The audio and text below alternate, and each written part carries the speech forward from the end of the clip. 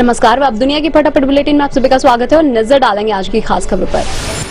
प्रयागराज महाकुंभ में मौनी अमावस्या पर सरकार की अग्नि परीक्षा, भीड़ नियंत्रित करना और सुविधाएं जुटाना सरकार के लिए बड़ी चुनौती। मौनी अमावस्या पर 10 लाख से ज्यादा श्रद्धालुओं के पहुंचने की उम्मीद। श्री राम जन्मभूमि ट्रस्ट के महासचिव चंपत राय ने अयोध्या में बढ़ती भीड़ को लेकर जताई चिंता। अयोध्या के आसपास रहने वाले लोगों से अपील की कि वे 10 से 15 दिन बाद ही अयोध्या आएं ताकि अन्य राज्यों से आए श्रद्धालुओं को शीघ्रता से दर्शन हो सके।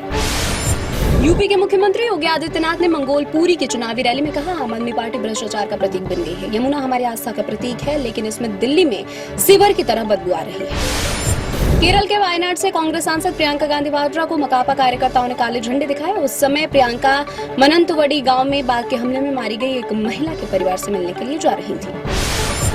पंजाब के किसान नेता जगजीत सिंह डल्लेवाल ने कहा, जब तक केंद्र सरकार फसलों के लिए एमएसपी की कानूनी गारंटी सहित किसानों की मांगों को स्वीकार नहीं कर लेती, तब तक वह अपना आमरण अनशन जारी रखेंगे। कहा, पूरे देश में एमएसपी की जरूरत है। Annual states of education report में दावा, कोविड-19 महामारी के दौरान सरकारी स्कूलों में नामांकन में जो वृद्धि देखी गई थी, वह स्थिति अब उलट गई है। सरकारी स्कूलों में नामांकित 6 से 14 वर्ष की आयु के बच्चों का अनुपात 2018 के स्तर पर वापस आ गया है।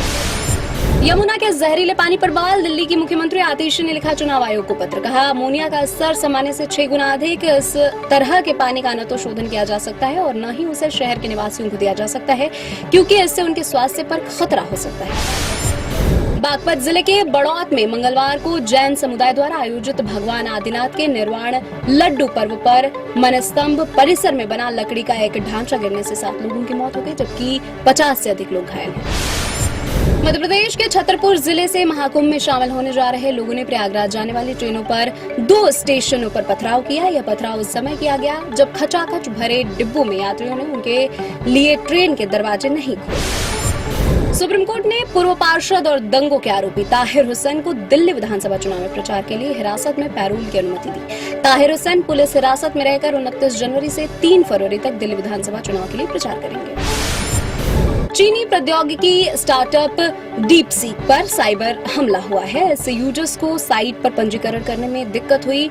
डीपसीक के चैटबॉट की वजह से एक झटके में एनवीडिया कॉर्प के निवेशकों के $600 मिलियन बर्बाद हो गए। बिहार विधानसभा चुनाव से पहले जेडीयू को बड़ा झटका। जेडीयू के पूर्व राज्यसभा सांसद अली अनवर, माउंटेन मैन दशरथ मांझी के बेटे भागीरथी मांझी समेत बिहार के कई नेता कांग्रेस में हुए शामिल। केंद्रीय मंत्री ज्योतिरादित्य सिंधिया ने नेता प्रतिपक्ष राहुल गांधी की एक टिप्पणी को लेकर उन पर साधा निशाना। कहा, पहले राहुल गांधी को इतिहास पढ़ना चाहिए, फिर राजघरानों के बारे में बयानबाजी करनी चाहिए। यमुना पर जारी विवाद के बीच हरियाणा के मुख्यमंत्री नायब सिंह सैनी ने साधा केजरीवाल पर निशाना। कहा, लोगों को बरगला रहे हैं दिल्ली के पूर्व मुख्यमंत्री।